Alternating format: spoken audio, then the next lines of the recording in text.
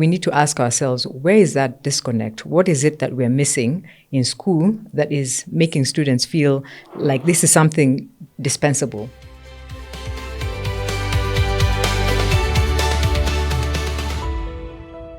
Welcome to Conversations That Matter, and our first series where we explore raising boys for the future. Every parent wants the same thing. They want their boy to leave school prepared for the future. But what if that future is ever changing? And what if the world we're thinking about now is completely different in the future?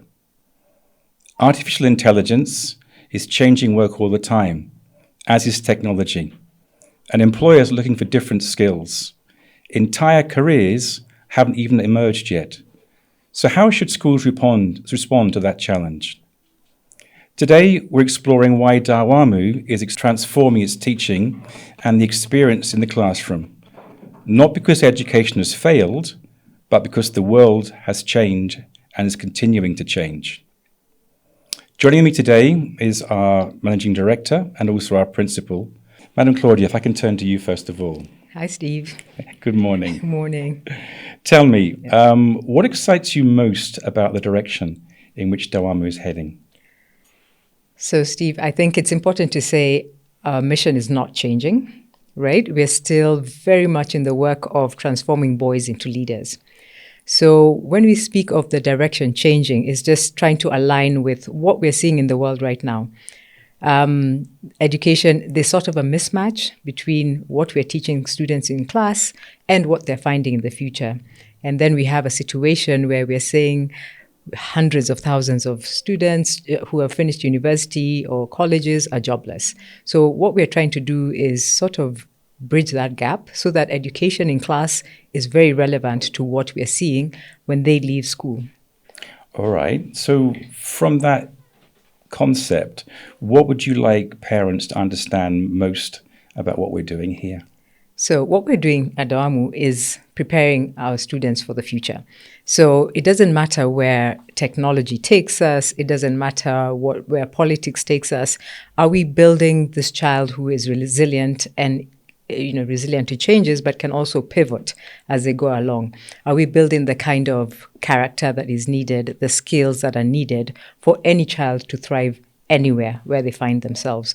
So we're not just teaching them to pass exams. Mm-hmm. We want them to be able to go into society and create jobs, or even if they're in a job, what it is that they're adding value to the community that they are. So we want the parents to understand we are still teaching education, but it is the how that we're doing that is changing. We want them to be more inquisitive, enjoy what it is that they're doing in class, so that when they're out there, they can just continue this as part of being lifelong learners. Okay. Yeah. So if I can pick up on that and turn to the principal. Peter, how would you say then that the classrooms in Dawamu have changed over the last few months? Basically, that's a very good question.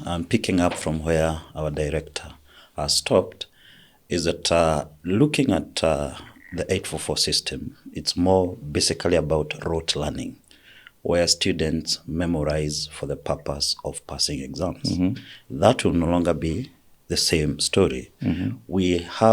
We'll be having very engaged learners.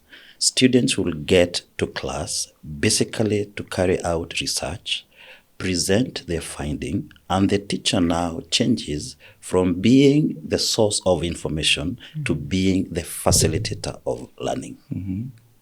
So it's much more of an inquiry-based approach basically from the student. It is. So perhaps you can tell us, why is inquiry-based learning and project-based learning so important for the things we're trying to achieve here at Dawamu?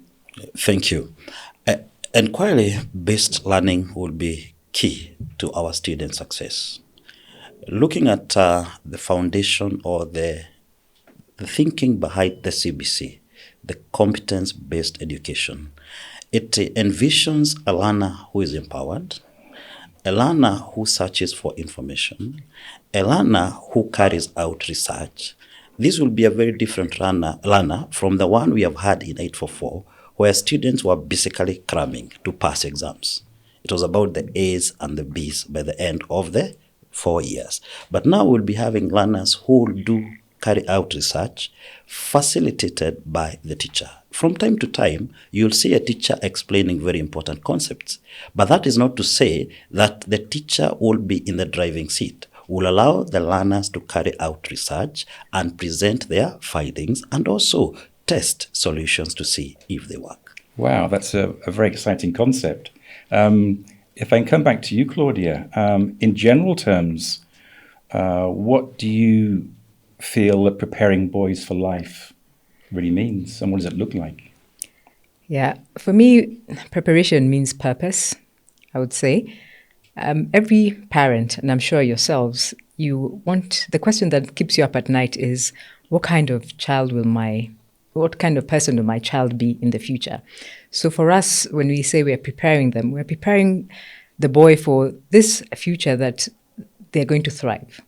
We want this boy to be respected by their community. We want them to serve in their community. We want them to live out their full purpose and to make them understand that purpose is about service, right? Nobody is created in this world to just thrive for themselves. They need to know they're part of a bigger picture, and it all comes together when they serve others and they help other people grow.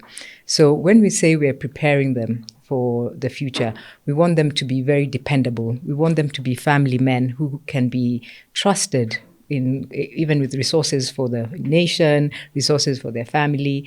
So we are looking at a trusted young man who is dependable, who serves people, and who just loves people and in line with what God expects us to be. So this wholesome person and really just thriving in life. Yeah. All right. So in the future, how do you think people will know that is a Dawamu boy? Yeah. What would characterize that Dawamu boy in the future? Interesting question. I think they look at this young man and say, this is someone who thinks well. This is someone who leads well. This is someone who serves well. Maybe this is someone who speaks well, someone who helps well. I think they look and see a very, very well-rounded person, someone who uses their talents well, maybe even their resources well. This is someone responsible. So I think when you look at a Dawamu person, it doesn't mean that they are the brightest person in the room, but something will stand out, and that will possibly be character, and also maybe the way they honor themselves, just by how they carry themselves and how they honor other people. Okay, thank you. If I can come back to Peter. So Peter, the biggest concern of parents is about academic standards. How would you reassure them that the changes we're making in the classroom are not going to let that standard drop? In fact, it's going to improve academic standards. Thank you. Basically, we're looking forward to learners with high academic achievement. That is our core baseline. We're not going to compromise on academic outcomes because we believe in high standards achievements. Again, we're also going to look forward to learners besides academics who are well-mannered, well-behaved, assertive, very creative, because this will come in line even as we impart these qualities in class. And how is this going to be achieved? As learners do their presentation, we are also encouraging them to come out boldly.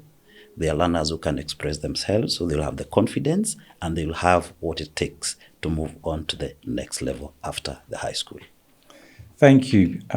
Peter, one of the things we've done over the last few months is really invest more deeply in professional development of teachers. For example, next term, it'll be timetabled in the timetable. Why do you feel that professional development of teachers is so important? And what changes themselves can you see teachers making already? Thank you. Professional development is key. When you have very empowered learners, you must have facilitators who are also aligned. And basically, for us to be able to achieve the inquiry-based learning, there was need now to change the way our teachers carry out their teaching. And that can only happen by professional development. Remember, The method of delivery, this is not taught in colleges. It's not taught in the universities. It's something that is new and is very clearly envisioned in the competence-based education. Therefore, aligning the teachers is only through training them on how best to give results as far as the inquiry-based is concerned and also the project learning is concerned. I think people are starting to realize now that this is a very exciting move and direction that we're all taking with education at Dawamu. Tell us perhaps at what point that you realized this was the right direction for the school to take. I would say that we realized this by actually what you call lesson observation. We would go to class and where you find that the teacher was simply lecturing. This is not to say it's their fault. This is a system we have been used to. And looking now at the competence-based education, where the learner gets into the driving seat and simply the teacher becomes a facilitator, we realized we had a gap. And for that reason, I must appreciate our school director for bringing you in to train our teachers on how to change from lecture method to inquiry-based learning, where the students are so empowered to carry out their presentations, to carry out their research and do the presentation by themselves. Thank you, Peter. I think you'll agree, if I can come back to our director, that the school is now taking a very innovative approach to the way it interprets CBE. For you, what does innovation actually mean at Dawamu? Yeah, so Steve, for me, most people, when they think of innovation, they are thinking gadgets, they're thinking technology, they're thinking this, they're thinking that. But for me, innovation is a way of thinking. I'll give you an example.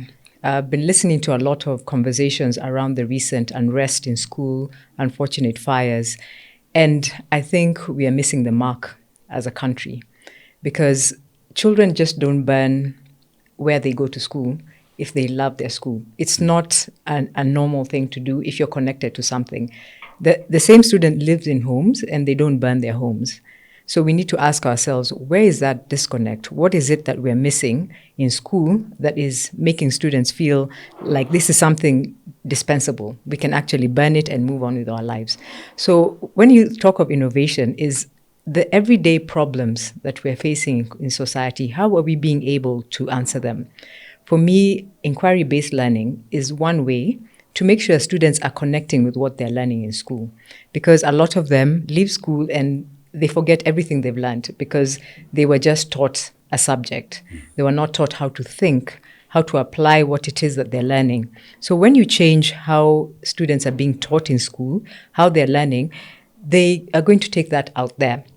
So they don't feel like they're blocked in this institution and that they need to get out of. They're just trying to run away from it. How are they connecting with their learning? So for me, as innovation, as we speak about innovation, is what are we seeing? The learner has changed. Students have changed. We are not the same as we see in the generation. And it's no fault of theirs. So we cannot remain the same. So innovation is about adaptation, adapting to everyday changes because change is constant, right? So change comes, we move with the change, we make things better for the people who come and making them aware that there's a future that awaits them and they are the custodians of that future so that they also in turn are able to change for the people who come after them. So innovation to us is about changing, using what we have available to us, what is the resources we have within us, just to make things better, more manageable, and just making sure things keep moving and we stay relevant to the education. Thank you. I think that was a very interesting conversation, and I hope all of you listening have enjoyed what you've heard today. Hopefully you've grasped that today's conversation has reminded us that transforming education isn't about just following the latest trend. It's about making sure that we really are preparing our young boys for the future, as hard as that is to try and judge. At Dawamu, we believe that academic excellence is very, very important, but of equal importance is character, innovation, and a purposeful learning environment to help every young man flourish and make a valuable contribution to their future and to your future as well. Thank you very much. Thank you. Thank you, Steve. Thank you, Peter. Thank you, madam. All right.